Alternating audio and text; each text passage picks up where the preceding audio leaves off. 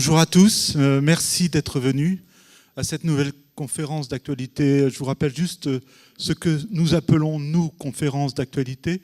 C'est lorsque le CEA est dans les médias ou les recherches qui sont faites dans ces labos sont dans la presse.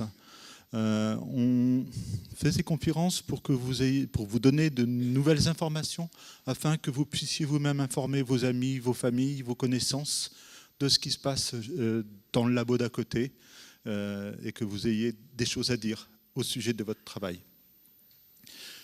Cette conférence va vous parler d'une astro-révolution. La révolution qui est en cours, qu'on vit maintenant, est très particulière. Pendant des années, depuis le début de l'humanité, l'homme a observé son univers avec la lumière. Ensuite, avec toutes les longueurs d'onde de la lumière, du gamma aux ondes radio, ou au contraire des ondes radio au gamma, l'homme regardait son univers avec les photons. Les photons lui racontaient l'histoire de l'univers et ça allait bien, ça nous allait bien. Il y a un autre messager qui est arrivé, qui nous raconte une autre histoire de l'univers, non, qui ne nous raconte pas une autre histoire, qui raconte son histoire de l'univers. Et ce qui est très particulier, c'est que ces deux histoires de l'univers racontées par ces deux messagers, les ondes gravitationnelles et les photons, le simple fait d'entendre ce duo change notre perception du monde dans lequel on vit. Peut-être que demain, il y aura un troisième messager, les neutrinos, peut-être un quatrième avec les rayons cosmiques, on n'en sait rien. Mais ce qu'on sait par contre, c'est que la révolution qui est en cours, c'est que les messages, les histoires qui nous sont racontées sont nouvelles, sont incroyables, parce que plusieurs messagers nous les disent. Roland Lehoucq va commencer par nous raconter ce que disent les ondes gravitationnelles et comment elles le disent. Philippe Laurent va nous dire ce que nous ont raconté les rayons gamma de la dernière histoire qui s'est passée. Quelle histoire quelle est l'histoire dont je parle? C'est juste la collision monumentale de deux étoiles à neutrons. On va vous dire ce qu'on en a vu avec les ondes gravitationnelles, avec les rayons gamma, et dans le visible aussi, avec le Very Large Telescope au Chili. On va vous dire aussi ce qu'on a essayé d'en voir avec le neutrino, avec une expérience qui s'appelle S en Namibie. Et on finira avec c'est Diogo Götz qui va vous parler du VLT. C'est Fabien Schüssler qui va vous parler des neutrinos et de S. Stéphane Chanet va vous parler de SVOM, un satellite qui va bientôt partir en orbite dans 2 ans, hein, à peu près, on espère, qui lui va regarder le ciel sous toutes ses longueurs d'onde, toutes. Je vous remercie de votre attention. J'appelle mon ami Roland à la barre.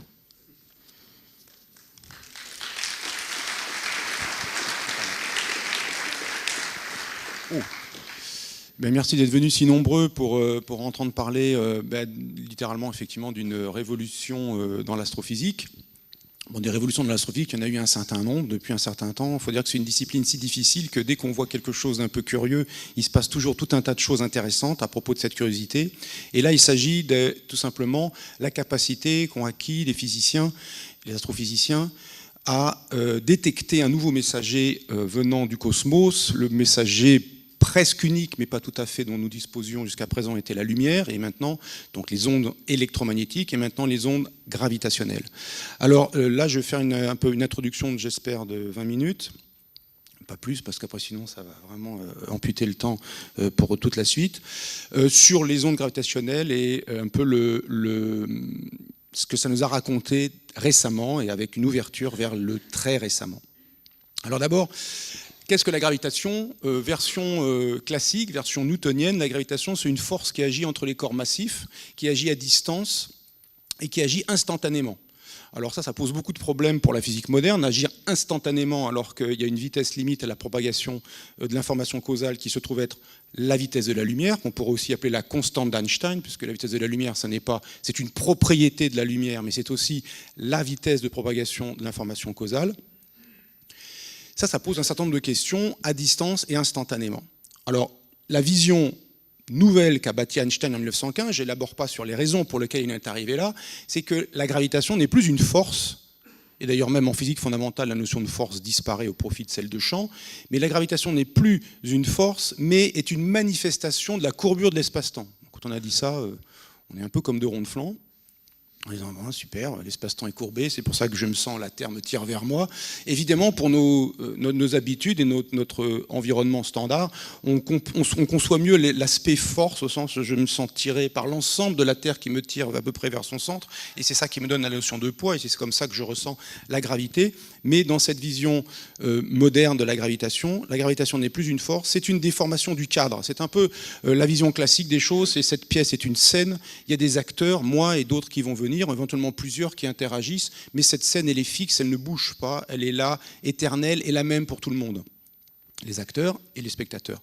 Alors que la vision gravitationnelle, c'est que cette scène, elle va dépendre, la façon dont elle se comporte, elle va dépendre de ce qu'elle contient, des acteurs. Moi qui suis là, la scène, elle n'est pas tout à fait la même parce que je suis là, et si je me déplace, alors elle ne sera pas tout à fait la même ici. Et là-bas, eh bien, elle va revenir d'un autre état, dans une autre configuration. Et le fait que je me déplace, eh bien, je transporte avec moi une information et je propage une information sur l'ensemble de la scène et sur les spectateurs, et dont vous faites partie de la scène évidemment aussi. Et donc c'est comme si les acteurs, les particules, la matière, et plus généralement toute forme d'énergie, avaient une action sur le cadre, l'espace-temps, l'espace et le temps dans lequel elles évoluent. Et cette information gravitationnelle se propage, elle, à la vitesse maximum, à la vitesse de la propagation de l'information causale, qui se trouve être la vitesse de la lumière. Autrement dit, dans la vision de Newton, si le Soleil disparaît d'un coup, que devient la Terre, à part le fait qu'il y a un certain nombre de problèmes lumineux, que devient la Terre du point de vue gravitationnel? Eh bien, elle avait une orbite circulaire, elle est restée au voisinage du Soleil parce qu'elle était attirée par le Soleil, et réciproquement, elle attire le Soleil. Et si le Soleil disparaît, eh bien, la Terre, elle poursuit, elle fait un mouvement inertiel, elle va en ligne droite à vitesse constante, instantanément. Le Soleil disparaît, instantanément la Terre continue en ligne droite à 30 km par seconde, qui est sa vitesse orbitale. Si maintenant on est en vision relativiste, si le Soleil disparaît, eh bien la Terre continue son orbite un certain temps, le temps qu'elle se rende compte que le Soleil n'est plus là. C'est comme le coyote qui est au-dessus du vide, il est au-dessus du vide, et tant qu'il ne s'est pas rendu compte qu'il y a le vide, il continue. Et à un moment donné, ça monte dans les couches supérieures, et là il dit « Ah, il y a du vide, je tombe ». Donc là c'est le cas de l'information. Le Soleil a disparu, qui se propage à une certaine vitesse, qui mettra à peu près 500 secondes, puisque la distance Soleil-Terre, c'est 500 secondes-lumière. 500 secondes, la Terre continue un bout d'orbite circulaire, tout va bien. D'ailleurs, le Soleil brille encore, puisqu'il faut 500 secondes aussi pour que la lumière nous en parvienne. Et puis, le Soleil s'éteint, disparaît, il n'y a plus de gravitation, la Terre va tout droit, à vitesse constante, dans le noir du cosmos. Alors, cette vision des choses est régie par... je ne vais pas dire un train, mais par une équation qui est dessinée sur un train, qu'on trouve, vous voyez, il y a des gens qui font des graffitis assez étonnants dans des endroits particulièrement isolés.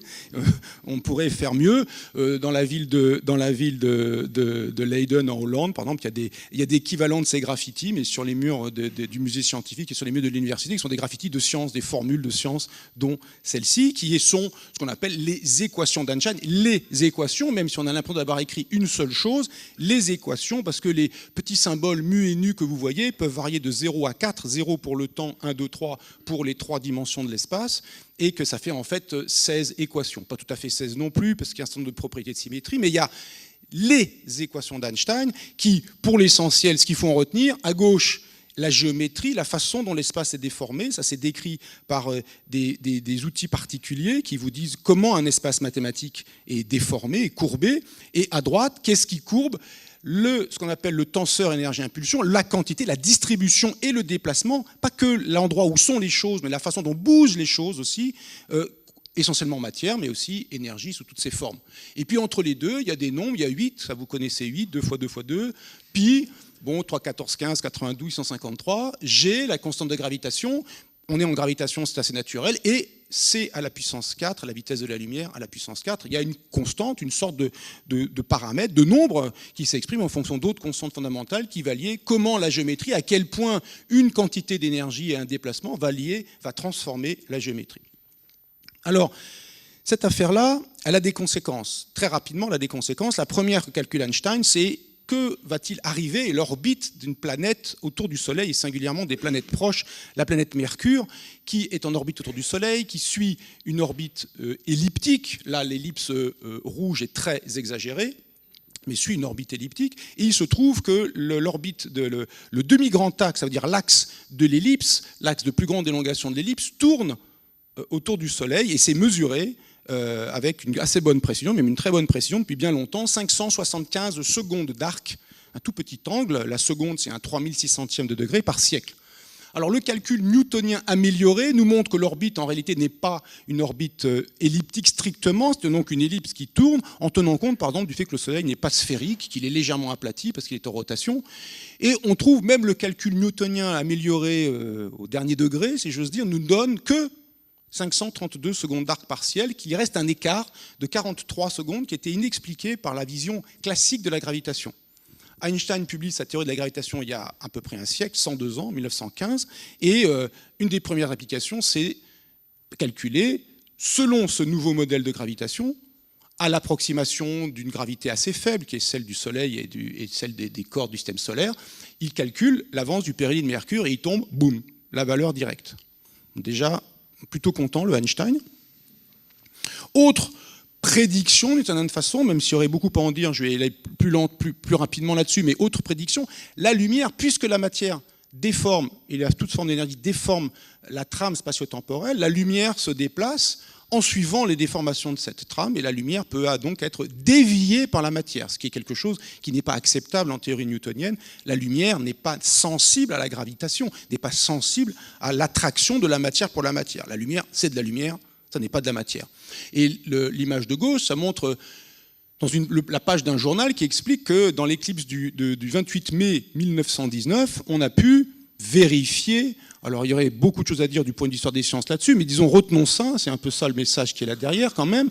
On a pu vérifier que la masse du Soleil dévie la lumière d'une étoile qui serait située très proche du Soleil, angulairement très proche du Soleil, et que cette déviation n'est pas prévisible, n'est pas inclus dans la relativité, dans la gravitation de Newton, mais tout à fait naturelle dans la relativité générale d'Einstein.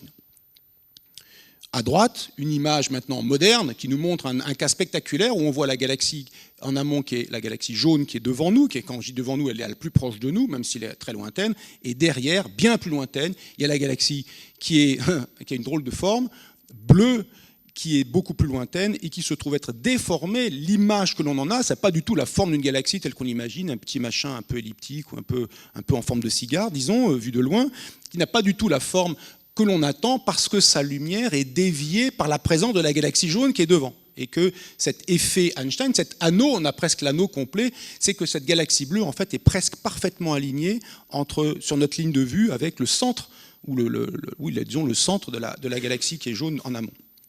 Donc ces effets de déviation de la lumière, qui maintenant s'appelle l'antigravitationnel, c'est devenu si bien maîtrisé, si connu, que ce n'est pas juste maintenant une curiosité pour dire « Ah ben oui, la relativité générale, ça marche ». C'est que maintenant, on utilise explicitement la déviation de la lumière comme moyen de détecter et comme moyen de comprendre les choses, et notamment un futur satellite Euclide va explicitement utiliser alors les effets qu'on appelle de micro-lentilles gravitationnelles pour étudier la distribution de ce qu'on appelle matière noire dans l'univers à partir des effets de micro-lentilles.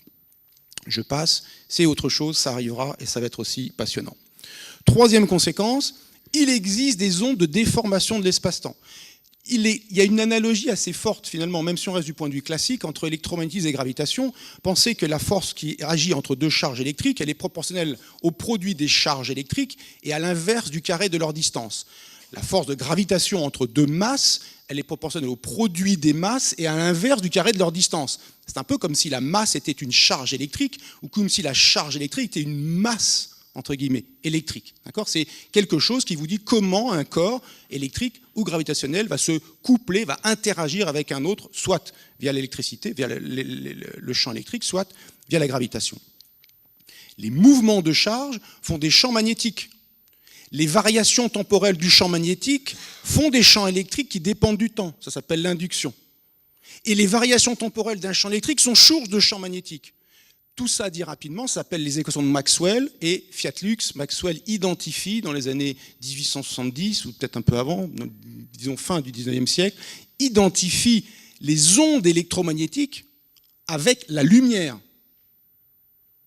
Comme les mouvements de charge et les accélérations de charge, le fait qu'elles se déplacent et que leur mouvement est accéléré, peuvent créer des ondes électromagnétiques, c'est même le principe d'une onde, des systèmes électriques oscillants, des mouvements de masse et des accélérations de masse vont créer l'équivalent gravitationnel des ondes électromagnétiques de la lumière. Ça, c'est une vision classique. Les équations d'Einstein donnent ça et d'autres petites choses qui ne sont pas incluses dans l'électromagnétisme, et cette analogie me paraît pertinente pour comprendre que maintenant qu'il y a la possibilité d'avoir des ondes gravitationnelles, alors elles ont une analogie, il y a quelque chose qui est analogue pour partie, pas entièrement, pour partie avec les ondes électromagnétiques du point de vue de la façon dont ça se produit. Exemple de mouvement de masse, un haltère, deux masses importantes qui tournent l'une autour de l'autre, si on veut être rapide, l'une et l'autre autour de leur centre de gravité commun, si on veut être précis, et qui vont produire, sur cette image qui montre cette émission d'ondes gravitationnelles. Ces ondes se déplacent à la vitesse de la lumière, qui n'est pas la vitesse de la lumière, qui est en fait la vitesse de propagation de l'information causale, qui se trouve être égale à la vitesse de la lumière, et elles sont extrêmement faibles parce qu'intervient dans leur intensité, la vitesse de la lumière a un grand coefficient. Rappelez-vous, dans l'équation d'Einstein, la vitesse de la lumière à la puissance 4. La vitesse de la lumière, c'est 300 000 km par seconde, 300 millions de mètres par seconde. À la puissance 4, ça fait 80, 10 puissance 32 mètres par seconde. À la puissance 4, c'est un très grand nombre. Et quand vous divisez quelque chose par un très grand nombre, ça fait un petit nombre. L'intensité des forces gravitationnelles est très faible. Ce qui, du coup, les sources d'ondes gravitationnelles, c'est moi qui m'agite un peu sur la pièce. Si on danse un tango, eh bien, il y a des ondes gravitationnelles. En pratique, il vaut mieux avoir des objets compacts, massifs, type étoile à neutrons ou trou noir, en orbite l'un autour de l'autre. Le premier objet qui a été observé et qui a permis de détecter indirectement les ondes gravitationnelles, c'est ce qu'on appelle le pulsar binaire, deux étoiles à neutrons en rotation rapide sur elles-mêmes et qui tournent l'une autour de l'autre, et la période de révolution d'une étoile à neutrons autour de l'autre diminue avec le temps. C'est la courbe qui est ici. On voit qu'elle perdait quelques secondes en plusieurs dizaines d'années sur une période qui était de l'ordre de 7h45. Les points rouges sont les points de mesure. La ligne bleue est l'estimation que l'on fait de la perte de période, de la diminution de la période d'un système comme celui-ci, en imaginant que cette diminution de la période est conséquence de l'émission d'ondes gravitationnelles, d'une perte d'énergie sous forme d'ondes gravitationnelles, perte d'énergie qui a pour conséquence de resserrer le système, les deux éléments du système, les deux pulsars se rapprochent, et de diminuer leur période. Et vous remarquez l'incroyable qualité de l'ajustement entre, disons, la théorie et l'observation. Prix Nobel de physique en 1993 pour la découverte du pulsar binaire. Qu'est-ce qui se passe quand on voit une onde gravitationnelle? Qu'est-ce qui arrive si elle vous traverse? Eh bien, ces deux anneaux de particules blanches sont en fait des particules qu'on va imaginer peu massives, qui n'ont pas d'influence importante, et qui sont au milieu de rien, qui sont en chute libre. Eh bien, une onde gravitationnelle qui les traverse, perpendiculairement au plan de la projection, va étirer dans un sens puis dans l'autre, ou la même chose mais à 45 degrés. Ce sont les deux modes, les deux polarisations des ondes gravitationnelles. Et si vous placiez, si elle traversait cette salle, eh bien, vous, votre corps et la salle entière seraient un peu étirés dans un sens, et puis dans l'autre sens, et puis dans un sens, et puis dans l'autre sens. Avec une intensité extraordinairement faible, vous n'en sauriez rien du tout, bien sûr. Sinon, ça serait trop facile. L'intensité typique, l'amplitude relative typique d'un événement, deux objets compacts en rotation l'un autour de l'autre, dans l'environnement de notre galaxie, mais plus volontiers dans la galaxie, dans l'environnement galactique proche, extragalactique proche, parce que, évidemment, dans notre galaxie, il doit y avoir des événements comme ça, mais il est toujours plus intéressant de regarder large, de pouvoir être sensible au plus grand nombre d'événements possibles pour essayer d'en détecter un ou deux. Ce ne sont pas des événements si fréquents, on ne les attendait pas si fréquents. Les variations relatives, les amplitudes relatives, là, elles sont très exagérées, sont de l'ordre de 10 puissance moins 20. Ça veut dire que si quand la Terre est traversée par une onde gravitationnelle, si c'est un cercle, imaginons la Terre comme un cercle de particules comme ça, ce cercle a, sans onde gravitationnelle, le diamètre de la Terre, eh bien les variations relatives, les variations plutôt absolues, c'est de l'ordre de 1 millième de la taille d'un atome pour la Terre entière, pour un objet qui serait la taille de la Terre. Donc ce sont des variations extraordinairement petites.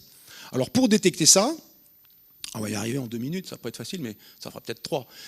On utilise ce qu'on appelle un interféromètre. Je ne vais pas rentrer dans le détail du fonctionnement de l'appareil. Il faut juste savoir que c'est un engin qui a 2 bras perpendiculaires traversés par de la lumière, qu'on peut superposer les faisceaux lumineux qui se sont propagés selon un bras ou selon l'autre bras, et que si quelque chose se passe sur un bras, eh bien, vous allez pouvoir le détecter dans la figure d'interférence qui se retrouve être détectée, qui se trouve être mesurée ici.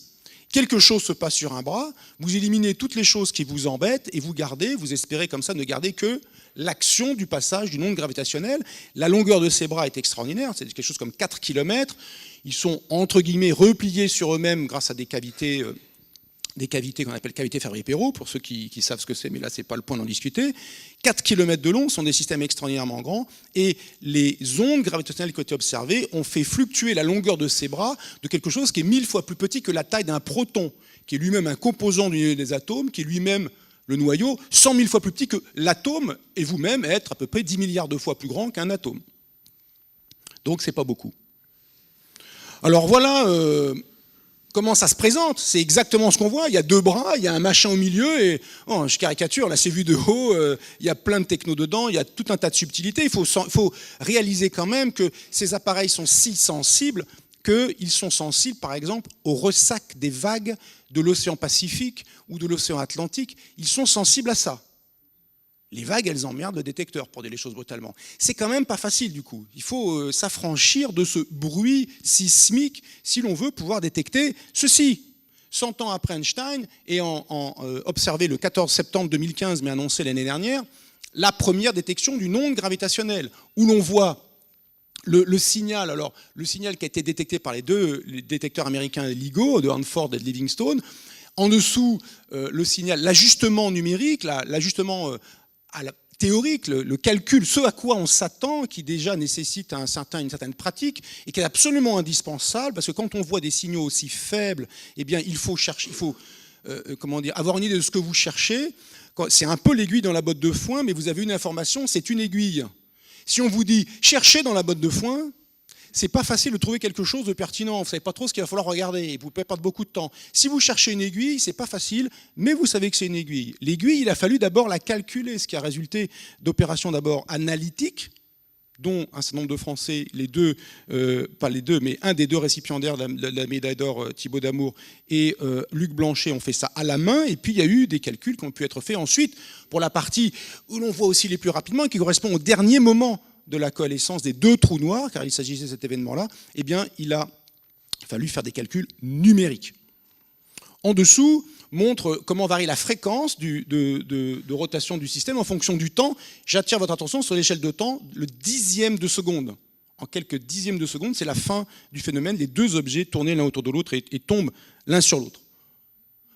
Ça a eu des conséquences déjà très importantes. La détection directe des ondes gravitationnelles, l'observation directe d'un trou noir, la preuve finalement directe de l'observation d'un trou noir, découverte d'un système binaire de trous noirs, ce qui est toujours intéressant, c'est de la démographie de ce qui se passe dans l'univers, mais c'est intéressant, un test de la relativité générale en champ fort, dans des conditions, pas le système solaire, où il y a un champ de gravité du Soleil, etc., mais qui n'est pas extraordinairement élevé, et qu'on peut se contenter d'approximations éduquées pour traiter ça, et puis bien sûr l'ouverture d'un nouveau moyen d'observation de l'univers.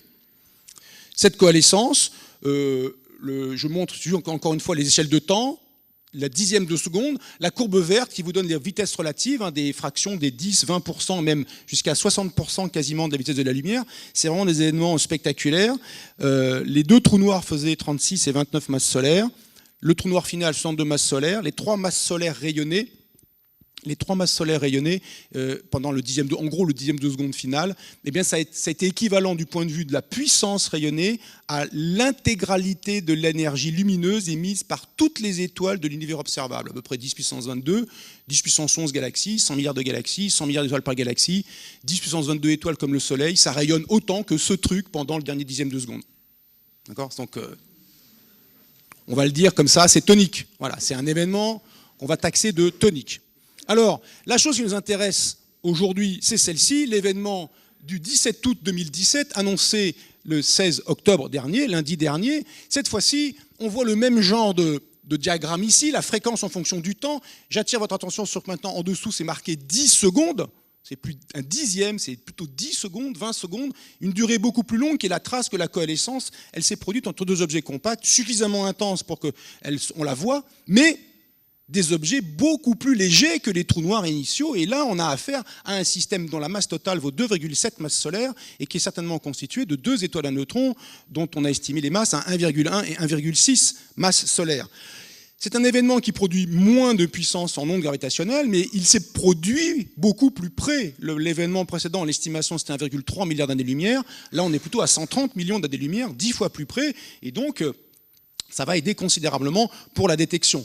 Vous remarquez que la détection, tout à l'heure, on voyait bien une espèce de bande de fréquence qui montait en fonction du temps. Là, on voit une petite ligne, une autre petite ligne un peu moins forte dans LIGO, puis on voit rien du tout dans Virgo. On va dire, mais qu'est-ce que c'est que ce truc? Les Américains sont des génies, les Européens n'ont rien vu. Non, mais c'est pas de chance. C'est que l'onde est passée dans une tâche aveugle. L'instrument ne détecte pas venant de toutes les directions. Mais l'air de rien, le fait que Virgo n'ait rien vu, ça a permis une chose. Il était en fonction et il n'a rien vu. Cela permet une chose, de préciser la direction de la source. 2 détecteurs, ça vous donne une grande idée de là où c'est. 3 détecteurs, même s'ils ne voient pas, ça exclut des zones où peut être la source. Et avec l'intersection des 2 autres, vous trouvez une zone du ciel beaucoup plus précise, mes camarades vont vous en parler, qui a permis de, précisant la source, de la localiser donc plus précisément et de pouvoir observer en d'autres messagers, en l'occurrence lumineux, d'observer l'événement. Et c'est ça la révolution qui s'est produite le 17 août, mais qui a été communiquée récemment, c'est qu'on a pu observer un sursaut gamma, dont on va parler, un pic de luminosité en lumière de haute énergie qu'on appelle les rayons gamma. On a pu observer ce qu'on appelle la kilonova, l'idée que 2 étoiles à neutrons fusionnent, forment un événement extrêmement lumineux qui n'est pas une supernova, mais une kilonova, un événement un peu moins intense, mais qui est extrêmement important, qu'on a pu observer en visible et en infrarouge. On a même pu faire de la spectroscopie de sa lumière, parce que là, en lumière, les astrophysiciens, c'est les princes de la lumière. C'est-à-dire, il n'y a que ça qui vient du ciel, et il faut qu'ils vous racontent tout ce qui se passe dans l'univers avec la lumière qui vient du ciel. Ils savent, les astrophysiciens et les physiciennes, ils savent analyser très en détail la lumière visible et en toute longueur d'onde. Et donc là, pour le coup, ça a démarré très fort. On a pu aussi mesurer un paramètre cosmologique, le paramètre de Hubble. Donc cet événement-là, moi qui suis déjà, qui ai atteint l'âge mûr, comme on dit, qui précède l'âge pourri, j'ai vu dans ma vie 2 événements vus, enfin assistés, oui c'est ça, assistés, et d'assez proche en étant astrophysicien, mais sans être directement impliqué dans ces événements.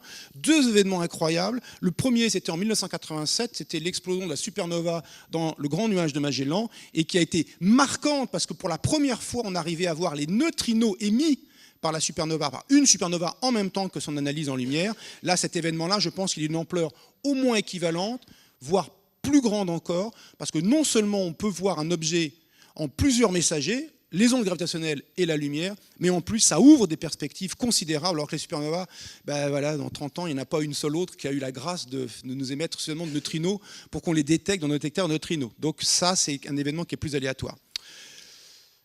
Merci de votre attention. Philippe Laurent, je passe la parole, parce que sinon, on va vraiment passer longtemps.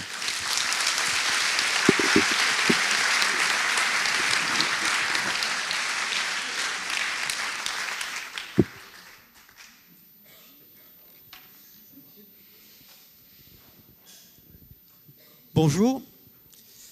Bien, donc je m'appelle Philippe Laurent. Effectivement, je suis astrophysicien au département d'astrophysique maintenant de l'IRFU. Et donc je suis responsable de l'expérience intégrale en France. Et donc je vais vous parler du sursaut gamma qui a été observé après l'événement onde gravitationnelle qui a été si bien décrit par Roland. Je suis peut-être pas... Je commence par la fin, en fait. Voilà. Par contre, comme je ne vois pas où est le machin. Ah oui, il est là. C'est ça, je crois. Voilà. Bien, voilà. Donc, moi, je vais vous parler des rayons gamma, donc la partie plus lumineuse de l'histoire, puisque là, on était un peu dans l'ombre avec les ondes gravitationnelles. Et moi, c'est la première partie, les rayons gamma. Comme on a dit tout à l'heure, Diego vous parlera du visible, et puis des rayons gamma de haute énergie plus tard, et puis encore plus tard, de l'avenir. Donc, voilà. Ce que je peux vous dire, c'est que l'affaire pour nous a commencé donc le 17 août dernier, à 14h41, c'est marqué là, heure de Paris. Et en fait, on était tous en vacances à ce moment-là, parce que si vous vous rappelez, c'est la semaine où le centre de Saclay est fermé. Donc, moi, j'étais aussi en vacances. Et on a reçu cette alerte du Gamma Ray Burst Monitor de Fermi. Fermi, c'est un télescope gamma qui a été lancé en 2005. Et le Gamma Ray Burst Monitor envoie des alertes régulièrement pour nous prévenir qu'il y a des sursauts gamma ou des événements comme ça.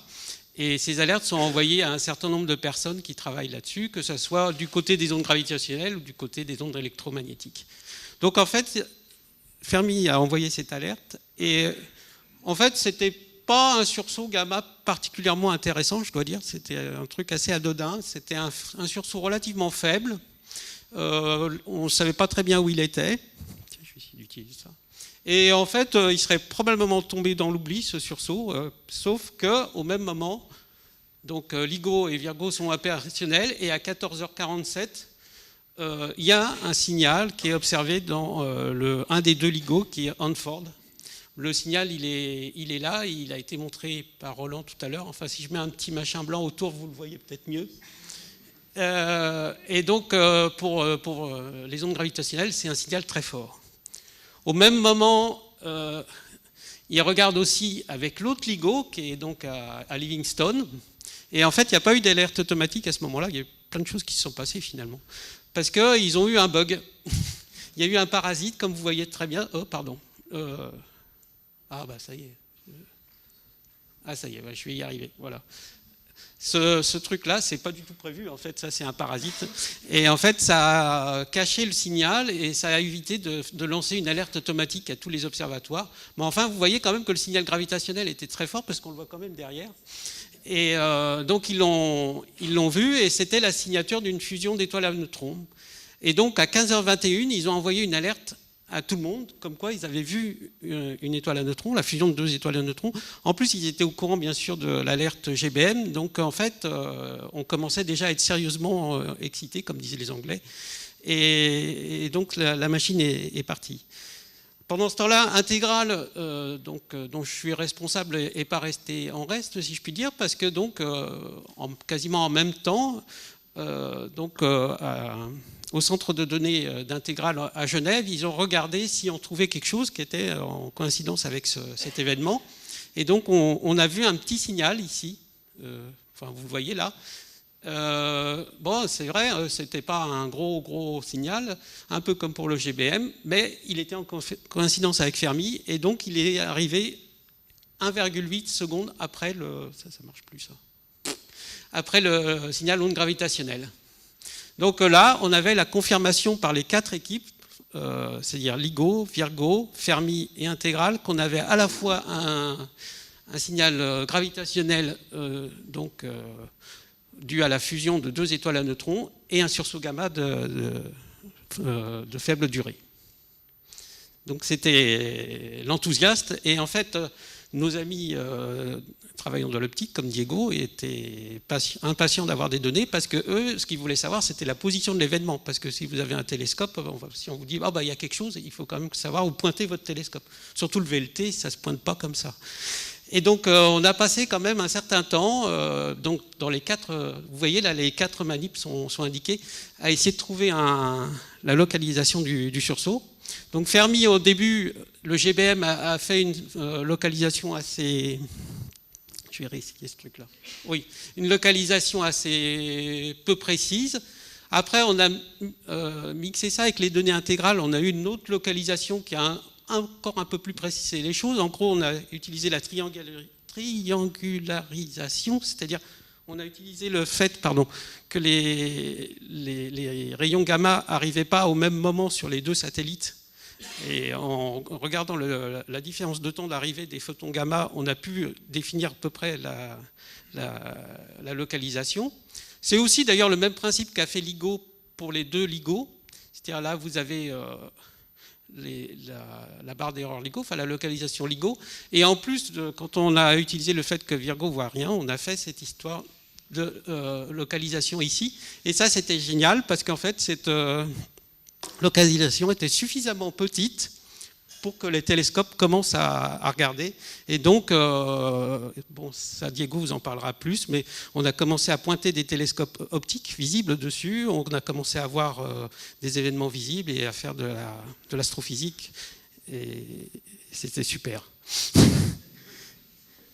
Voilà. Et en fait, il y a eu tous ces télescopes divers et variés, que ce soit en radio, en gamma de très haute énergie, en infrarouge, en visible, qui ont observé l'événement. Pour continuer, avant de passer donc aux observations optiques, je vais faire un petit détour par les sursauts gamma pour vous expliquer un peu, si vous ne savez pas ce que c'est qu'un sursaut gamma. Un tout petit détour, oui. On va essayer. Les sursauts gamma, c'est quelque chose de très connu en fait des astronomes gamma. C'est pas du tout un phénomène. On le connaît depuis 40 ans.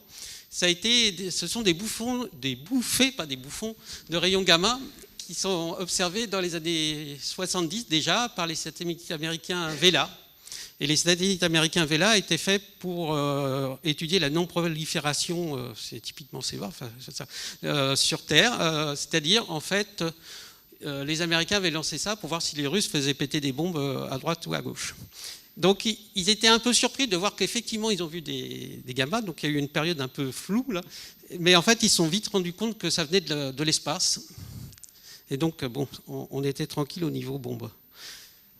Une deuxième étape a été franchie en 90 avec la mission GERO, vous voyez là, qui était un gros observatoire en rayonnement gamma. Et donc il y avait une expérience à bord de GERO qui est BATSE, qui a été là exprès pour étudier ces phénomènes, et donc qui ont étudié près de 3000 sursauts gamma. Et ils ont montré qu'en fait, d'abord ils venaient de toutes les directions, donc on ne sait pas trop d'où ils viennent. Et en plus, ils sont divisés en deux types que vous voyez là, c'est-à-dire il y en a qui sont courts, ici, donc moins de la seconde, et puis d'autres qui sont longs, ici, qui ont une vingtaine de secondes de durée. Nous, ce qu'on a observé, là, c'était des sursauts courts. Mais à l'époque, dans les années 90, moi j'ai vu des conférences, ça se discutait, il y avait plus de 150 modèles de sursauts gamma qui arrivaient, on ne savait pas du tout ce que c'était. Il y avait des modèles sur les comètes, il y avait des modèles galactiques, extragalactiques, cosmologiques, enfin bon, c'était vraiment un truc complètement inconnu. Là où on a marqué quelque chose, c'est en 97, avec Bepo Sax, qui était donc un satellite italien et hollandais. Et on a pu voir la lumière X qui est rémanente, enfin qui est due à l'interaction du sursaut gamma sur son environnement. Et il faut que j'avoue, en tant qu'astronome gamma, que les télescopes X sont bien meilleurs que les télescopes gamma pour la localisation. Il ne faut pas dire ça aux astronomes X, mais bon, c'est vrai. Et donc, ils ont pu trouver la galaxie haute. On a pu la regarder comme on l'a fait pour l'événement de août avec des télescopes optiques, définir tout. J'ai presque fini. Et donc, on a vu que c'était des phénomènes cosmologiques très énergétiques. Comme l'a dit Roland, liés à des trous noirs ou des étoiles à neutrons. Et donc, ça va être mon dernier ou l'avant-dernier transparent. On a, avec cet événement du 17 août, donc 20 ans après l'observation de Bepo Sax, on a confirmé donc l'association d'un sursaut gamma court avec la fusion d'étoiles à neutrons. Vous voyez là la courbe de LIGO et puis donc 2 secondes après les deux sursauts observés par Fermi et Integral. Et surtout, ce qui est quand même le plus important dans tout ça, et pour vous, grand public, si je puis dire, c'est quand même, comme l'a dit Roland, c'est la première fois, et ça c'est vraiment un événement, qu'on observe quelque chose dans le ciel, c'est la première fois depuis la nuit des temps, à la fois en ondes lumineuses et en ondes gravitationnelles, et c'est surtout ça vraiment qu'on célèbre aujourd'hui. Et je vais arrêter là, et je vous remercie.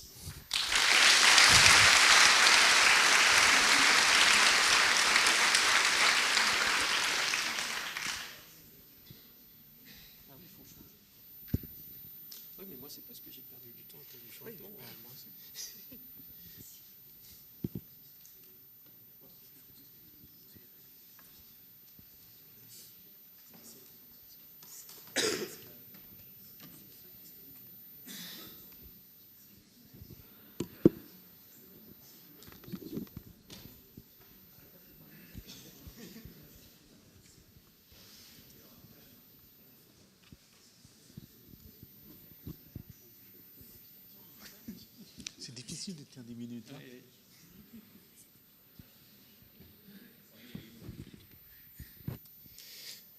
Donc, bonjour tout le monde, Diego Goetz, astrophysicien au département d'astrophysique de l'IRFU. Donc, comme ils ont dit mes collègues, je vais vous présenter les observations optiques de l'événement du 17 août du mois d'août. Et j'aurais pu appeler cet exposé aussi « Y a-t-il de l'or au bout de l'arc-en-ciel ?» Je vais vous expliquer pourquoi. Donc, on reprend là où Philippe s'est arrêté. Donc, il y avait une région dans le ciel à scruter qui nous a été communiquée par LIGO Virgo, qui a été contrainte aussi par les observations en gamma. Alors, on a eu cette localisation 5 heures après l'événement.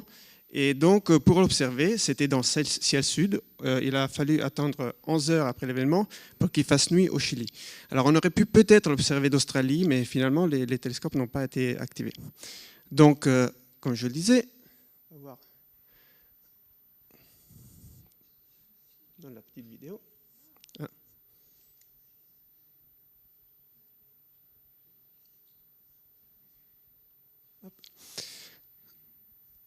Alors, vous voyez, on a commencé à scruter avec des télescopes d'abord robotiques, parce que malgré tout, c'était 33 degrés carrés, ça fait 170 fois la taille de la Lune.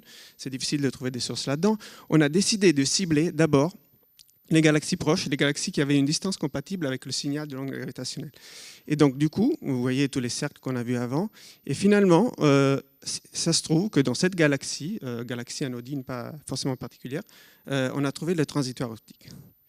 Donc voilà la découverte. Donc le premier télescope à annoncer la découverte, c'est le télescope Swope, c'est un télescope anglais qui était sur l'observatoire de Las Campanas au Chili. Il a annoncé, vous voyez, 10,86 heures après l'événement. Et c'est là la petite source nouvelle qu'ils ont pu identifier dans la galaxie qui n'était pas présente dans les images d'archives. Donc là, c'est tous les autres télescopes à peu près de la même taille qui, dans d'autres bandes optiques, ont identifié le transient en même temps. Donc il se trouve dans une galaxie NGC 4993 qui se trouve à 40 mégaparsecs, donc c'est-à-dire 130 millions d'années-lumière de chez nous. La source a été baptisée SSS-17A pour Swope Supernova Survey. Donc le télescope Swope, c'est un petit télescope qui toutes les nuits scrute le ciel en permanence en cherchant des nouvelles supernovas, donc des sources transitoires dans le ciel. Et donc, voilà, dans les minutes qui suivent, tout le monde a pu la confirmer. Ça, c'est une image de Swope à Las Campanas. Alors, ce qui a donné, bien évidemment, une très grosse activité dans toute la communauté, ça, c'est un graphe intéressant. En fait, on voit la distribution en fonction du temps passé au moment de l'alerte de tous les circulaires qui ont été distribués. Donc, une circulaire, c'est une espèce d'email qui sert à communiquer à l'intérieur de notre collaboration les résultats obtenus par tout le monde. Donc, c'était une très bonne idée d'avoir ce système en place parce qu'on pouvait se coordonner, tout le monde pouvait donner ses résultats, les autres réagir. Donc, ici, on voit les circulaires qui ont été envoyés par LIGO. Donc, un trait, c'est une circulaire. Si le trait est plus foncé, ça veut dire plusieurs circulaires émises en même temps. Donc là, c'est la ligne pour l'optique, vous voyez. Les gens ont commencé à travailler là et pendant 2 semaines, le travail a été continué. Ça, c'est l'infrarouge. Et donc, là, on voit les rayons X. Même dans les rayons X, on a trouvé une source. Et là, dans la radio. Et donc, moi, je vais me focaliser sur la partie optique. Alors, bon, on a trouvé une source, mais qu'est-ce qu'on est en train d'observer ? Il faut dire qu'en 1998, Elie et Paczynski ont fait une prédiction. Ils ont dit que si 2 étoiles à neutrons fusionnaient, on pourrait observer de la lumière, déjà le sursaut gamma court, ce qui était attendu depuis c'était déjà prévu dans le modèle. Donc, c'est-à-dire le sursaut gamma court, il correspond à l'émission qui est mise perpendiculairement dans un jet, une émission très rapide qui atteint des très hautes énergies. Et donc, c'est l'émission gamma dont Philippe vous a parlé. Mais à part ça, la nouveauté, c'était que les éjectats pourraient être chauffés et remettre de la lumière dans l'optique et dans le visible. Ils ont appelé ça kilonova ou macronova, mais personne n'a prêté plus d'attention à ce modèle en ces années. Alors, qu'est-ce que c'est pourquoi on parle de macronova? Qu'est-ce que c'est? On va voir la chose un peu plus en détail. En fait, pendant la fusion de 2 étoiles à neutrons, les conditions de température et de pression sont tellement extrêmes qu'on arrive à créer de nouveaux éléments chimiques, parce qu'on appelle de la nucléosynthèse, par des process R, donc des process rapides de capture neutronique. Rapide, ça veut dire qu'on arrive à capturer plusieurs électrons avant que l'élément se désexcite. Et donc ça, c'est marqué dans ce plan, ce diagramme qu'on peut animer.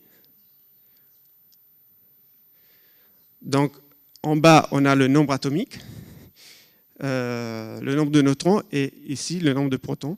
Et on voit que dans cette simulation, dans ces conditions, il y a plein d'éléments qui se forment pour finalement, au bout d'un moment, à travers la décroissance bêta, tous se retrouver sur la ligne de stabilité des éléments qu'on connaît maintenant. Donc c'est ça les processus qui sont à l'œuvre.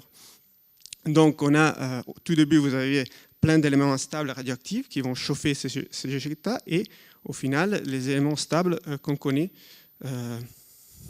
chez nous. Donc, par contre, ça c'était une belle prédiction théorique, mais il fallait quand même comprendre ce qui était en train de se passer, parce que, hop, voilà, les phases finales de la collision. Et en fait, comme je vous ai dit avant, il y a deux composantes. Donc, cette composante de macronova, mais aussi la composante du jet du sursaut gamma, parce qu'elle aussi, elle est capable d'émettre en lumière optique. Donc, qu'est-ce qu'on est en train d'observer? Bon, on a une source, on a fait de l'imagerie, mais on ne sait pas. Donc, les astronomes, comme dit avant, ils veulent exploiter la lumière au maximum, et donc ils essaient d'exploiter d'autres informations, les informations qui viennent de la spectroscopie et de la polarimétrie. Donc, je vais parler d'abord de la polarimétrie. Donc, l'équipe dans laquelle j'étais impliqué, menée par Stefano Covino de l'Observatoire de Milan, a décidé d'activer ces observations en VLT pour faire une mesure polarimétrique de la source.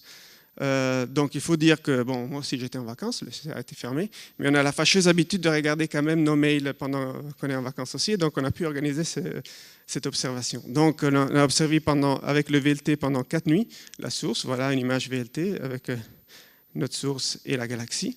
L'objet a faibli de 3 magnitudes pendant ce temps. Et ce qu'on a mesuré en polarisation, c'est une mesure compatible avec 0. Donc, si vous voulez, je vais donner les détails, mais en grosso modo, les éjectats ne sont pas polarisés, le jet est polarisé. Donc, effectivement, ça confirmait qu'on était en train d'observer la macronova. Mais il y en a d'autres qui ont fait plus. Ils ont voulu prendre des spectres, toujours VLT. Donc, vous savez bien, le spectre, on peut l'obtenir, le spectre de la lumière par un prisme et voir ses composantes individuelles. Ça peut être un spectre continu, un spectre avec des raies d'émission ou d'absorption. C'est ce qui se passe d'ailleurs avec les gouttelettes de l'arc-en-ciel. C'est quoi un spectre thermique? Le spectre thermique, c'est ce qu'on attendait de la supernova, c'est pas d'autre qu'une loi de Planck, un spectre qui pique à une certaine valeur en fonction de sa température, et quand la température diminue, on va voir que le pic principal se déplace des optiques vers les infrarouges. Et effectivement, c'est ce qui a été observé par le télescope VLT. Donc on voit bien, ici c'est les observations en fonction du temps. Là c'est les premières observations de 18 août jusqu'au 27 août. On a un pic qui est bien dans le bleu. Et après le pic, il bouge avec le temps. Et finalement, c'est bien le comportement qui était prévu. Alors effectivement, on a pu confirmer, il s'agit bien du macronova. Et surtout, en modélisant ces spectres, on peut effectivement trouver aussi la confirmation de la création des éléments lourds. On voit de ce spectre-là, donc cela c'est l'ajustement juste avec le corps noir en bleu, et en rouge, si on ajoute ces éléments, le césium et le tellurium dans le spectre, on voit que l'ajustement s'améliore. Donc, pour conclure, quelles sont les conséquences de nos observations? En fait, on a la preuve maintenant que les éléments lourds ont été créés à l'intérieur de cette collision de deux étoiles à neutrons. Notamment, on peut être sûr maintenant qu'on a de l'or, du platine, du plutonium. Jusque-là, il y avait un gros problème parce que les taux de ces métaux qu'on pouvait retrouver dans notre galaxie ne pouvaient pas être expliqués complètement par les supernovas classiques, parce que les supernovas classiques, ils sont très efficaces à produire les éléments jusqu'au fer au nickel, mais les éléments qui sont plus lourds au-delà, ils avaient du mal. Et donc, ce seraient les macronovas qui prennent la relève et peuvent produire tous ces éléments. Donc, on a estimé, avec les spectres, que la masse d'or créée dans cette collision correspond entre 10 et 200 fois la masse de la Terre. Donc, ça vous intéresse, c'est le moment d'acheter des futurs en gold parce que c'est peut-être intéressant. Mais ce qui est peut-être encore plus important pour nous les astronomes, c'est que pour la première fois, une même source a été détectée dans des ondes électromagnétiques et dans des ondes gravitationnelles. Et on peut dire effectivement que le 17 août 2017, l'ère de l'astronomie multimessager est née. Donc comme je n'ai pas beaucoup de temps, si vous allez un peu plus loin, je vous laisse l'adresse où vous trouvez tous les papiers qui ont été publiés sur cet événement, également les films que j'ai montrés. Voilà.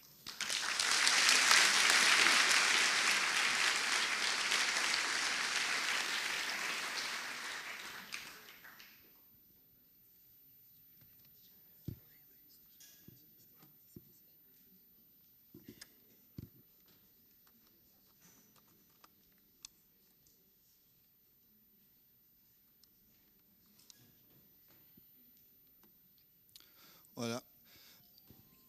Alors pour l'instant, on a une onde gravitationnelle, un sursaut court, des observations en optique, en rayon X, en radio. Et je vais essayer de voir si on peut pousser ça encore plus loin, au rayon gamma à très haute énergie, voir les autres messagers, les neutrinos.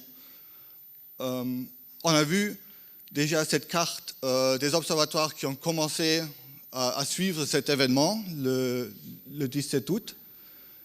Nous, on a une installation en Namibie qui s'appelle HESS, qui est sensible au rayon gamma à très haute énergie, c'est-à-dire très au-delà du spectre visible ou des rayons X qu'on a vu tout à l'heure avec Fermi, GBM et Intégral.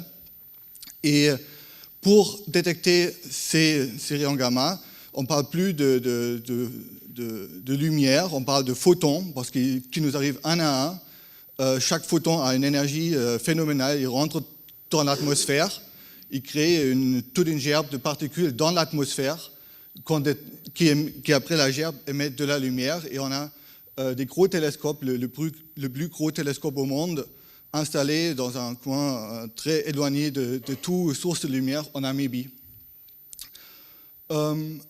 On a vu cette carte de localisation tout à l'heure, c'est-à-dire au cours de l'après-midi du 17 août, quand moi j'étais en train de rentrer des vacances que je passais sur l'autoroute, on avait un flux d'informations énorme qui nous est arrivé dans ces circulaires, dans ces emails, et à un moment donné, dans la soirée, on avait cette zone de 3 sur 10 degrés, où on savait l'onde gravitationnelle et certainement aussi le sursaut était localisé. Alors on a évidemment tout de suite, une fois arrivé à la maison, cherché est-ce qu'on peut pointer nos télescopes HESS dans cette zone pour voir si on peut voir des rayons gamma de très haute énergie. Toujours le choix, le champ de vue de HESS il est de 2 degrés environ, c'est-à-dire il faut choisir où pointer, c'est-à-dire à cette zone, elle était petite, mais évidemment trop large pour une seule observation. Heureusement, on a d'autres informations qu'on peut utiliser. On sait que les étoiles à neutrons sont créées à la mort des étoiles standards, c'est-à-dire dans les galaxies, c'est-à-dire on a commencé à regarder les galaxies dans cette région, en deux dimensions, mais aussi en 3 dimensions, parce qu'on avait l'information que, venant des détecteurs ondes gravitationnelles, que le merger, c'est-à-dire la fusion des 2 étoiles à neutrons, s'était passé à 130 millions d'années de lumière. Et si on trace toutes les galaxies dans cette zone-là, on trouve une zone où il y en a plus, c'est-à-dire la probabilité que la fusion se passait là était plus élevée. Et évidemment, on a pointé en premier lieu là. Tout ça dans un temps très court, c'est-à-dire la carte Virgo LIGO nous est arrivée 5 minutes avant 8 heures le soir, sachant qu'en Namibie, il fait nuit à partir de 8 heures, c'est-à-dire on avait 5 minutes pour préparer les observations, envoyer les mails aux collègues qui sont sur site en Namibie pour programmer les observations. On a réussi. Ça, c'est les 3 prises de données qu'on a dans la première nuit, les temps, ça marche plus, les temps indiqués, c'est le temps après l'onde gravitationnelle, c'est-à-dire 5 heures à peu près, sachant que Hess, comme on a commencé les observations directement après l'annonce de la carte réduite de LIGO, c'est le premier télescope au sol qui a observé ces zones-là. Et la première zone contient cette source qu'on a identifiée quelques heures plus tard dans les observations optiques qu'on a appelées SSS 17A. Maintenant, on a transféré les données avec des disques durs envoyés par UBS qui sont arrivés cassés. Alors, on a perdu une semaine, il fallait renvoyer les disques durs. À un moment donné, on a eu les données en Europe, on a pu les analyser. Là, c'est une carte qui montre à la première observation dans la soirée du 17, qui montre les émissions en rayons gamma de très haute énergie. On voit des fluctuations du ciel, c'est-à-dire qu'il y a des photons qui nous arrivent dessus, mais il n'y a pas de source, pas d'émissions significatives autour de cette zone identifiée, comme je disais, plus tard dans les observations optiques. C'est-à-dire, pour l'instant, on n'a pas trouvé de rayons gamma de très haute énergie de ce même événement. On a continué après, pendant plusieurs jours, de suivre cet événement en rayons gamma. On n'a pas trouvé d'émissions significatives, c'est-à-dire là, c'est en cours du temps. Encore là, c'est l'onde gravitationnelle. Après quelques secondes, le sursaut court. Après d'autres observations qui ont aussi pas vu d'émissions à haute énergie.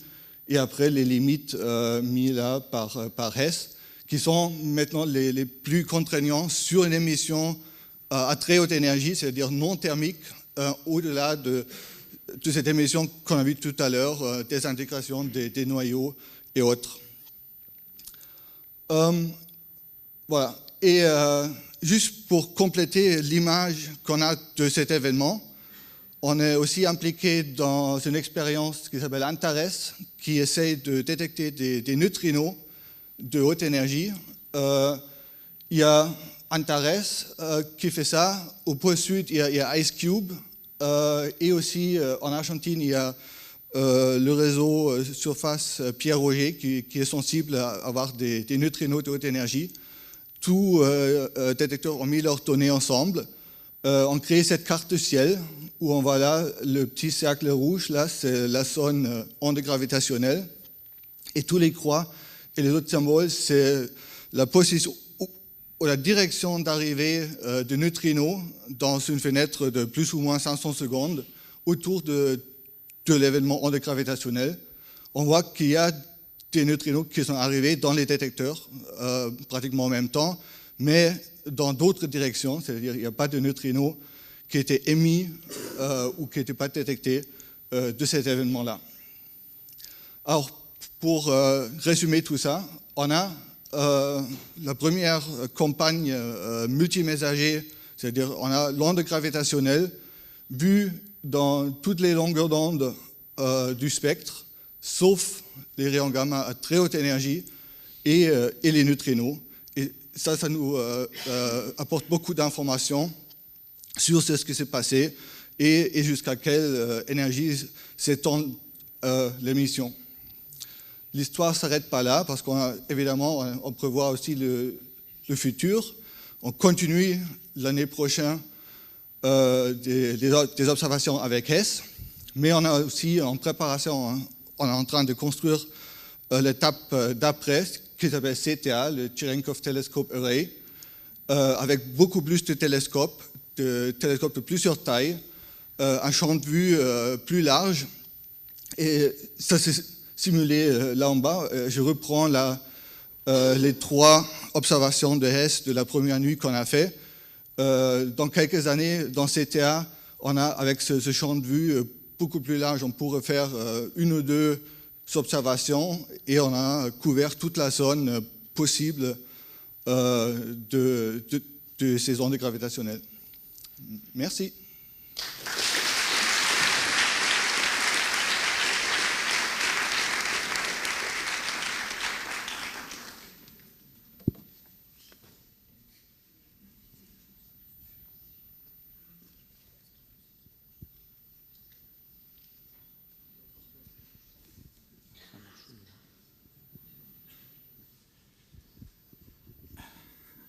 Voilà, bonjour.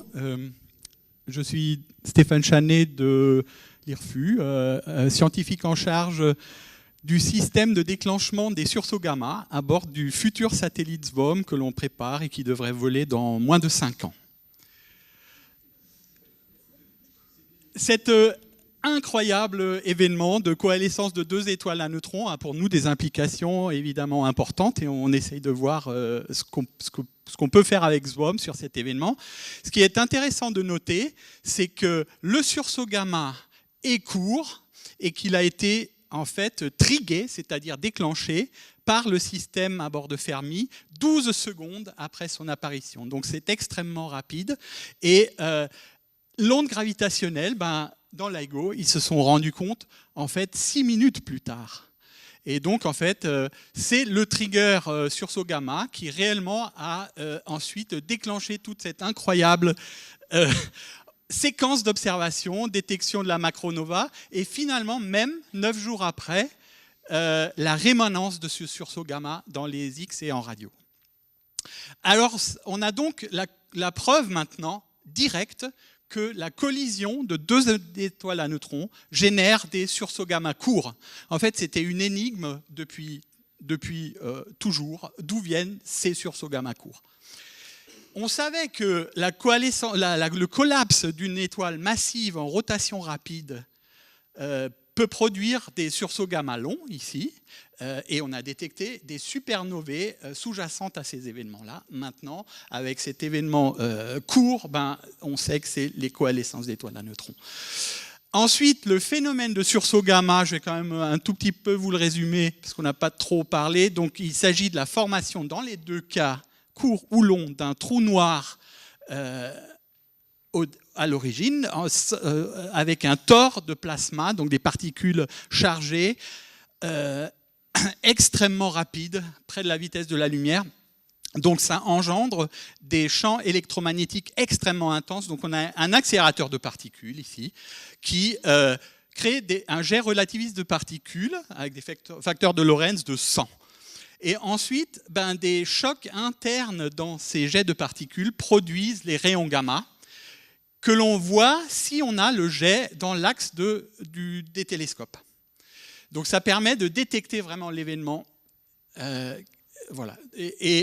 Ensuite, la rémanence du sursaut gamma se produit lorsque le jet choque le milieu environnant et produit donc l'émission en X, en visible, en infrarouge et en radio.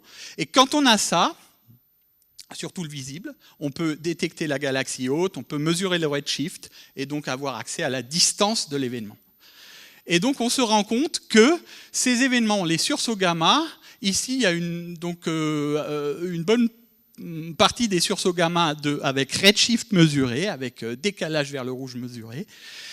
On se rend compte que ces événements certains sont extrêmement lointains et qui proviennent des âges les plus reculés de l'univers. Ici, à un redshift de 7, l'univers avait à peine 700 millions d'années, alors que là, il a 13,7 milliards d'années. Donc ce signal nous arrive, et il nous arrive grâce à ce flash gamma extrêmement intense. À partir de la mesure de l'intensité, on peut calculer l'énergie émise par l'événement là-bas. Et on se rend compte que les énergies sont colossales. Dans l'hypothèse isotrope, 10 puissance 54 erg. Alors, si on tient compte du jet, on peut corriger de l'ouverture du jet, ça ramène quand même l'énergie rayonnée simplement en rayon gamma pendant l'explosion à 10 puissance 51 erg. Les Américains appellent ça un FOE, FOE, 51 erg, 10 to the 51 erg.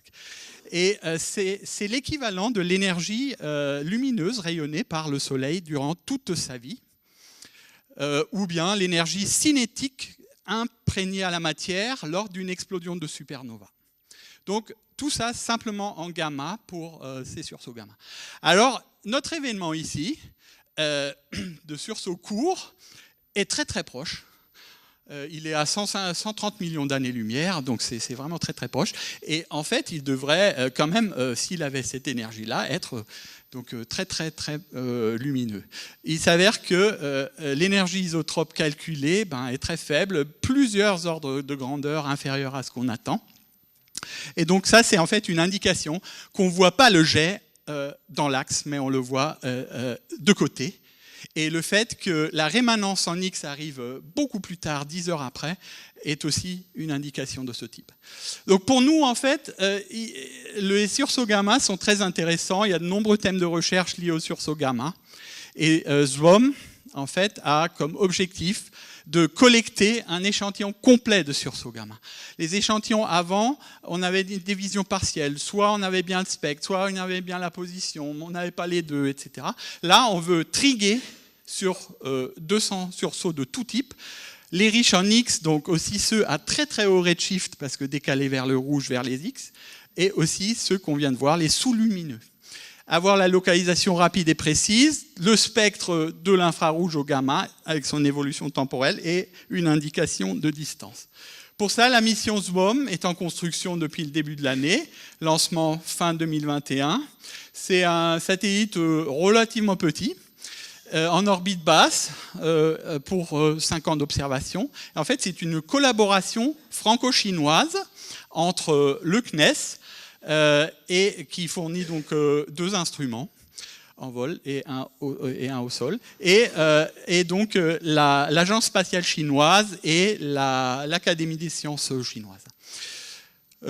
En France, il y a 11 laboratoires impliqués, en fait, et puis le PI français de la mission est à l'IRFU. Donc SWOM aura la composante bord 2 instruments pour l'émission prompte. Un spectromètre gamma chinois de type de celui sur Fermi GBM qui a détecté le sursaut, là, et éclaire notre imageur gamma, et pour lequel en fait on développe le trigger sursaut gamma au CEA, et on a aussi le centre scientifique de données associées. Donc on devrait détecter 70 sursauts par an et les localiser avec précision pour ensuite repointer le satellite automatiquement en quelques minutes et donc observer la rémanence du sursaut avec le télescope XMXT qu'on développe aussi, et au CEA on développe le plan focal de la caméra, et aussi avec le télescope visible chinois qui va faire l'observation du suivi dans le visible. Voilà. Au sol, on a tout un système aussi d'instruments associés, les caméras visibles grand champ qui regardent en permanence le champ de vue d'éclair pour voir s'il y a une émission optique prompte associée, et on a ensuite des télescopes de suivi au sol, l'un français au Mexique et l'autre en Chine, et puis on a une contribution à tout un réseau de télescopes également qu'on a négocié. Alors l'événement qui vient de se produire, on a regardé sa détectabilité par éclair, donc l'instrument trigger à bord de SWOM. Donc on a simulé l'événement en prenant les paramètres de Fermi, et on voit que le nombre de coups sur éclair en fait est tel qu'on l'aurait détecté facilement s'il avait été vu dans l'axe. Et encore à même 30 degrés hors axe, ici on a assez de coups pour le voir. Ici vous avez des sursauts, d'autres sursauts de Fermi, et la limite de détectabilité est par là. Donc en fait, le principe, je peux vous le montrer après sur la petite maquette que j'ai là, mais il s'agit d'avoir l'image sur le plan détecteur, d'enregistrer les coups détectés, et donc le masque imprègne une image ici sur le plan détecteur. Ici c'est partiellement codé, et un processus de déconvolution permet de reconstruire la position dans le ciel de cette source. Et ici, pour cet événement-là, dans l'axe, on reconstruit avec 16 sigma. Sachant que Fermi l'a détecté avec à peine 6 sigma, donc on est assez confiant ici de le voir quand on est dans l'axe. Avec l'autre télescope GBM, on le voit aussi, mais un peu moins.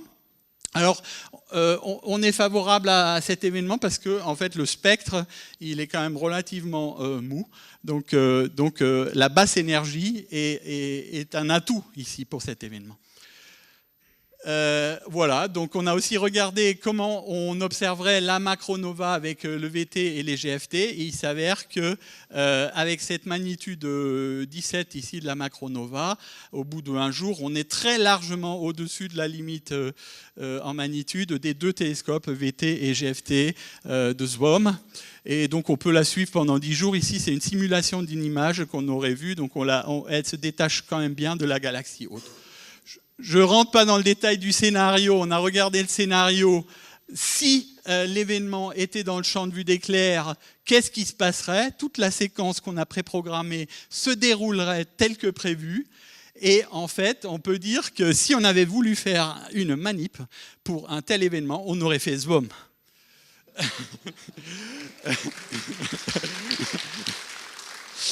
SWOM aurait aussi fait le deuxième scénario. Si on ne détecte pas à bord, on aurait préprogrammé des cibles au sol, ici. On aurait transmis au satellite, comme ça s'est passé avec tous ces multitudes de télescopes au sol qui ont suivi, on aurait transmis les cibles au satellite pour faire des pointages automatiques sur plusieurs orbites, et on aurait suivi l'événement avec le VT. On aurait certainement détecté la macronova. Donc pour conclure, donc SWOM, pour nous, cet événement, ça démontre que déjà, il est très utile d'optimiser le trigger à bord pour des transitoires peu lumineux, comme ce qu'on vient de voir, qui sont potentiellement quand même très, très intéressants.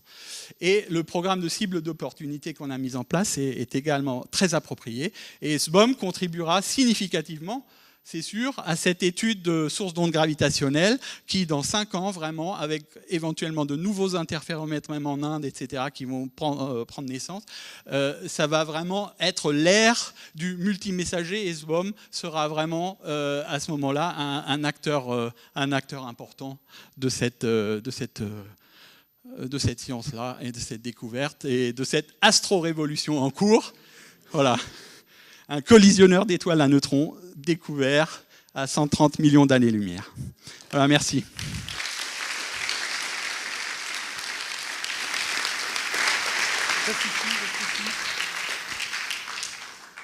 Je vous invite à monter sur scène. On va vous chercher une chaise qui manque. Et voilà. Ça marche normalement. Essaye. Non, elle va arriver. Elle arrive. Elle est là-bas.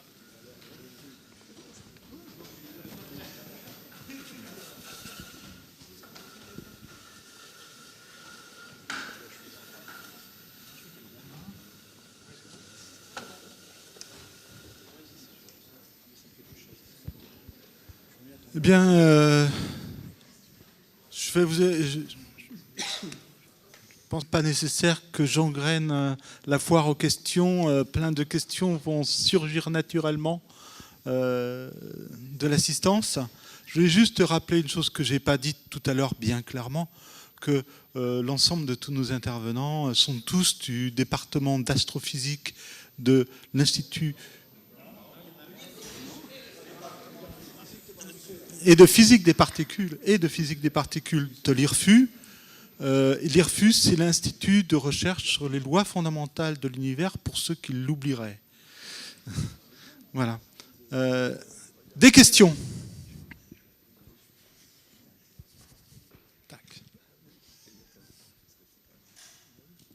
C'est pour Fabien.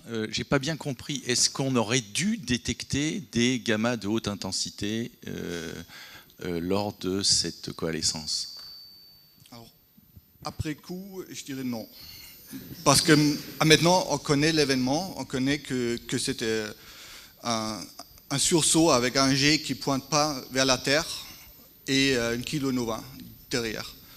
Je pense que si un jour on a un événement comme ça avec un jet qui pointe directement vers la Terre, un sursaut comme on a vu les autres fois, là on s'attend à une émission à plus haute énergie. C'est-à-dire pour d'autres sursauts, on a déjà vu des émissions à très haute énergie, mais apparemment il faut que les jets pointent vers nous. J'ai une question à propos des neutrinos. On est un petit peu frustré dans toute cette profusion de beaux résultats de ne pas en avoir observé. Et je voudrais savoir si c'est explicable. Vous semblez avoir des jolis modèles de nucléosynthèse, puisque vous évaluez même la masse d'or produite lors de l'effondrement. Donc ça correspond à un nombre de neutrinos qui doit être évaluable. Je voudrais savoir si c'est normal qu'on n'en ait pas observé. Alors, les expériences que j'ai mentionnées détectent des neutrinos à très très haute énergie, semblables aux photons dont j'ai parlé avec S, dont le raisonnement serait le même que pour les photons à très haute énergie, c'est-à-dire ces neutrinos au TeV, c'est-à-dire à très haute énergie, sont produits dans des collisions de particules accélérées et pas dans les processus nucléaires qu'on a vus dans la kilonova. C'est-à-dire les neutrinos qui sont produits dans la kilonova sont à très basse énergie et là, le flux est trop faible pour être détecté avec les détecteurs neutrinos qu'on a actuellement sur Terre. Oui, on peut peut-être dire que un détecteur comme Kamiokande, donc dans le temps, quand il y a eu la supernova dans 1987A dans le nuage de Magellan, c'est quand même beaucoup plus proche. Hein. Voilà, donc, et on a vu quelques neutrinos. Je peux même préciser, il y a eu pour SN87A 13 neutrinos détectés par tous les détecteurs, quelques par détecteur, 2, 3, ils se sont mis d'accord pour dire qu'ils étaient arrivés en même temps, c'était une détection incroyable. SN87A, elle est dans le grand nuage de Magellan, 52 kg par sec, là on est à 40 mégaparsec, donc rondement à mener 1000 fois plus loin, 1000 au carré, donc 1 million dans le flux, puis avec ce qui est produit sur place, une kilonova, donc même si on n'est pas, on se dit c'est pas une supernova, donc il y aura peut-être moins de neutrinos, moins et 1 million de fois avec le flux, 13 divisé par 1 million, ça fait 0, quoi. En tout cas pour le détecteur de neutrinos. Vite fait sur le gaz, hein. Ça veut dire que c'était pas facile en neutrinos, disons, habituels, à la mode supernova ou la mode détecteur de neutrinos de basse énergie, enfin, pas les neutrinos TeV, quoi, qui sont dans le faisceau. Oui, alors moi j'aurais voulu comprendre pourquoi, je suis là, quel est le temps, qu'est-ce qui explique la différence de temps entre la détection des ondes gravitationnelles et les autres messagers? Il y a quelques secondes. En fait, il y a la coalescence de l'étoile à neutrons, donc, donc ça c'est l'onde gravitationnelle qui signe le moment où les masses produisent le trou noir initial au centre, et ensuite il faut que le jet se forme. Et donc j'ai parlé de ce jet relativiste de particules et des instabilités magnéto-hydrodynamiques qui doivent se créer dans le tore de débris pour ensuite que l'accélérateur en gros s'allume et que les particules sortent. Et ensuite, l'émission gamma se produit dans ce jet-là. Donc le jet, c'est quand des couches rapides dans le jet rencontrent des couches plus lentes que l'émission gamma se crée. Donc l'émission gamma, elle n'est pas totalement au centre de l'événement, elle est quand même assez loin, et il faut que ces particules se propagent jusqu'à cet endroit. Donc ça fait 2 secondes de décalage. Alors, ça montre quand même aussi que, en fait, la lumière et l'onde gravitationnelle se propagent toutes les deux à la même vitesse, à la vitesse de la lumière, et on a une contrainte extrêmement forte maintenant sur ces vitesses 10-15. D'autres questions ?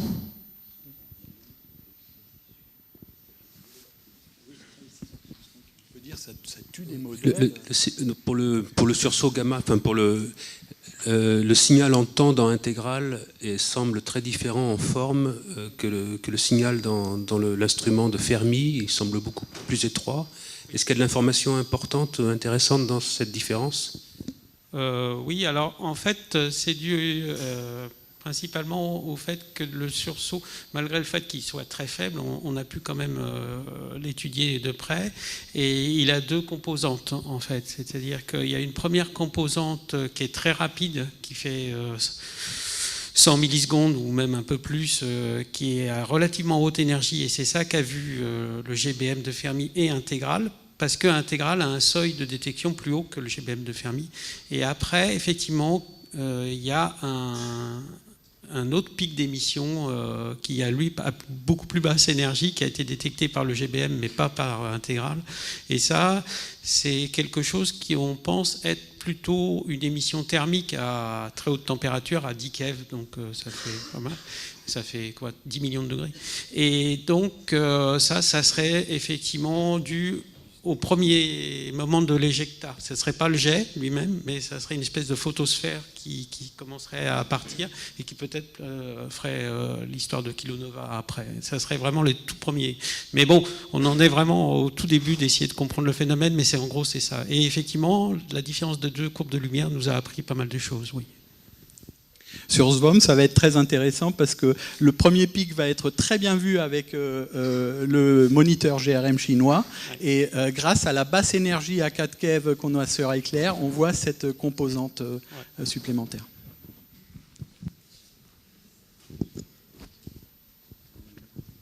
Plus de questions? Si?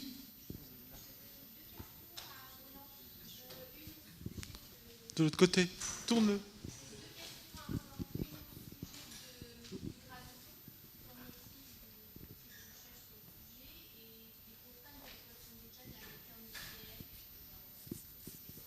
Alors, sur le graviton, donc là, ça serait dans l'idée, ce serait la particule hypothétique si on arrivait un jour à quantifier la gravité, du moins à l'intégrer dans une description qui est celle que l'on utilise actuellement pour les particules, pour le monde microscopique, pour ce qu'on appelle le modèle standard de physique des particules. Alors pour l'instant, le graviton, la gravité, c'est quelque chose qui est de nature complètement différente, pour le coup, d'une théorie des champs au sens pour les particules, le champ quantique, et on se retrouve dans une situation où c'est de la géométrie. La gravité, c'est de la géométrie. Donc pour l'instant, le graviton, ça reste une particule hypothétique, et les implications, pour l'instant, elles sont, on ne sait toujours pas quantifier la gravité, l'écrire sous une forme qui s'apparenterait à celle de la théorie quantique des champs. Pour le c'était en lien avec les étoiles à neutrons, j'ai oublié l'équation d'état. Alors, les étoiles à neutrons sont des objets extrêmement intéressants. D'ailleurs, on peut signaler, je le signale à l'assistance, qu'en 2017, donc là, et précisément le 22 novembre, on va fêter les 50 ans de la découverte des pulsars par Jocelyn Bell, qui sont des étoiles à neutrons en rotation rapide, magnétisées, et qui sont des phares, entre guillemets, c'est-à-dire que les pôles magnétiques nous apparaissent régulièrement au rythme de la rotation de l'étoile à neutrons, et ces endroits où tombe de la matière sur l'étoile à neutrons sont de forts émetteurs en ondes radio, et on voit ce phare qui tourne, et les pulsars, et du coup les étoiles à neutrons, ont été extrêmement étudiés, parce qu'on a un noyau, finalement on a de la matière, essentiellement constituée de neutrons, mais il y a beaucoup de choses à dire sur ce qui se passe à l'intérieur, l'état de la matière à l'intérieur, des neutrons, puis la surface, est-ce que la surface est que des neutrons, est-ce qu'il n'y a pas des éléments lourds, et comment ça se produit, est-ce qu'il n'y a pas une atmosphère d'étoiles à neutrons, quelque chose qui ferait 1 millimètre d'épaisseur, vu les gravités mises en jeu. Bref, les étoiles à neutrons sont des objets extrêmement passionnants, premièrement. Deuxièmement, on les connaît mieux depuis qu'on sait qu'elles existent vraiment. Ça fait donc une 50aine d'années où on a vraiment là des choses directes, on peut les observer. Et l'état de la matière dans une étoile à neutrons est tel qu'elle se compare à celle d'un noyau d'atomes. Et les noyaux d'atomes, on les a sous la main, mais ça reste des noyaux d'atomes. Et donc si on veut analyser, au sens tout petit, et si on veut étudier ce que vous appelez l'équation d'état, c'est-à-dire la façon dont se comporte la matière dans des densités aussi importantes, voire supérieures à la matière nucléaire, il faut étudier des objets extraordinaires comme les étoiles à neutrons. Et là, l'intérêt pour un système comme celui-ci, on a eu une coalescence de 2 étoiles à neutrons. Alors il y a des étoiles à neutrons individuelles, on peut essayer de se faire une idée en mesurant typiquement leur masse et leur rayon. On essaie de mesurer autant que faire se peut la masse et le rayon de beaucoup d'étoiles à neutrons. Et puis, les modèles que l'on peut avoir sur l'équation d'état de la matière donnent une relation masse-rayon, et on voit celle qui colle plus ou moins bien, ou pas du tout, aux observations. Mais là, il y a une chose plus intéressante, c'est comme il y a eu cette fois-ci une coalescence de 2 étoiles à neutrons, quand les détecteurs de ondes gravitationnelles seront encore un peu raffinés, quand ils vont commencer à voir vraiment le détail de tout ce qui se passe avant la coalescence, ça va dépendre pour partie de la structure interne. Disons, quand les 2 étoiles à neutrons sont assez séparées, elles tournent autour de leur centre de gravité commun. Là, on a un train d'ondes gravitationnelles qui arrive, qui est bien gentil, tout propre, c'est super. On peut mesurer les masses, mesurer plein de choses, mesurer la distance du système. Et puis, quand ça se rapproche, elles vont commencer à interagir de plus en plus gravitationnellement bien sûr, émission d'ondes plus intenses, mais aussi elles vont commencer, disons, à se toucher, entre guillemets. Si on imagine deux sphères qui sont en rotation, elles vont se toucher, il va se passer quelque chose jusqu'à la coalescence finale et la formation du trou noir, puis tous les événements qui seront suivis ensuite. Mais donc le signal d'onde gravitationnelle, quand on sera capable de l'analyser avec une meilleure précision, quand on aura une meilleure sensibilité, et donc la capacité à regarder ce qui se passe dans le détail du signal, on aura des indications sur l'équation d'état, sur la matière qui constitue l'étoile de neutrons, voire sur la structure interne ou sur des idées sur la structure interne de l'étoile de neutrons. C'est-à-dire quel type de matière, comment elle se comporte et comment elle se stratifie. Elle n'est peut-être pas en neutrons tout le temps. Elle est peut-être dans des états subtils que l'on n'arrive pas à faire autrement, nous, qu'en accélérateur, mais pour des durées si faibles qu'on n'a pas vraiment le temps de les étudier en détail.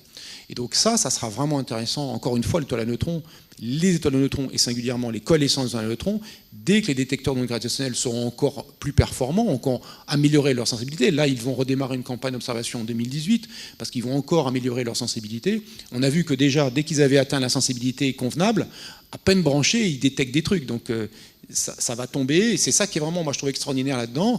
C'est pas comme une supernova où ça se produit de temps en temps, c'est un peu le coup de pause si vous êtes là, et pour l'instant, il y a eu 1987 qui était en dehors de notre galaxie. La dernière supernova dans notre galaxie, c'est 1604. Et celle d'avant, c'est 1571. Ils ont eu du pot, 30 ans d'écart, et puis nous, on n'a rien depuis 400 ans. Dans notre galaxie, ou alors là, je peux vous dire, boum, quoi, ça va être un truc de fou si ça se produisait. On la verra en neutrinos, enfin, ce serait un truc dément, en plein de trucs. Et en ondes gravitationnelles, peut-être, parce que la façon dont s'effondre l'objet, il peut s'effondrer de façon asymétrique, c'est pas forcément un effondrement sphérique, peut produire un train d'ondes gravitationnelles qui, s'il est suffisamment intense, autrement dit, si l'objet est suffisamment proche, peut être détectable. Donc ces objets-là, ça ouvre des perspectives incroyables. C'est juste ça le truc de fou, ces perspectives sont incroyables, et en particulier sur ce que vous soulevez sur l'étoile à neutrons. Peut-être juste pour dire... l'équation d'état donc de la matière dans les étoiles à neutrons. Il faut savoir que les étoiles à neutrons, c'est vraiment des objets incroyablement durs, quoi. Je crois que c'est la matière la plus dure que l'on puisse imaginer dans l'univers. Et donc en fait, ça concentre 1,4 masse solaire dans le volume d'une grande ville comme Paris, 20 km. Et on a dans nos cartons en fait des manips qui proposent de mesurer exactement ce diagramme masse-rayon dont tu viens de parler. Le principe, c'est les étoiles à neutrons. Donc souvent, c'est des pulsars avec des champs magnétiques extrêmement intenses. Il y a des calottes qui rayonnent en rayons X et en rayons gamma, et elles sont en rotation rapide. Et les pulsations des étoiles à neutrons peuvent être mesurés et donnent une indication directe sur masse, rayon et donc l'équation d'état. Voilà, en X, alors les manips qu'on avait proposés, c'était LOFT dans le cadre ESA M3, M4. Ça n'a pas été sélectionné, et maintenant on est en train de voir si, avec les Chinois EXTP, l'équivalent, en fait, sur lequel on pourrait contribuer également, pourrait faire cette science. Ce genre de choses-là, évidemment, c'est à la fois intéressant pour l'astrophysique. Les objets qui sont dans l'univers, quelle forme ont-ils, de quel type d'objets viennent-ils, quelle est leur évolution et leur futur, et en même temps c'est des points de physique fondamentales. Enfin là encore on le voit, enfin, au risque de, enfin au CEA ça va, on a une oreille attentive, mais la physique fondamentale c'est juste très important, quoi. Donc saquer l'argent pour la physique fondamentale, c'est pas un bon plan. C'est parce qu'on a compris les ondes gravitationnelles et qu'on a été capable de faire des calculs en amont qu'on peut extraire le signal d'un détecteur qui résulte de la compréhension de physique fondamentale très importante pour réaliser l'objet. Enfin ça, au CEA, je suis convaincu. Et ensuite, ça a des conséquences. L'objet astrophysique, qu'on l'on détecte, eh bien, il donne des informations sur la physique fondamentale du noyau ou des gros noyaux, puisque finalement une étoile à neutrons, c'est un noyau à 10 puissance 57 neutrons, au lieu d'avoir un noyau à quelques dizaines de neutrons, quelques dizaines de nucléons pour les noyaux habituels. Et donc on a un retour très, très direct sur d'autres aspects de la physique qui sont touchés par ces observations. Donc là, c'est toujours... c'est ça qui est bien en physique, c'est qu'elle est une et indivisible et que c'est le pied, quoi. Enfin bon, ici, je suis convaincu. On va arrêter là. Je vous propose de remercier une dernière fois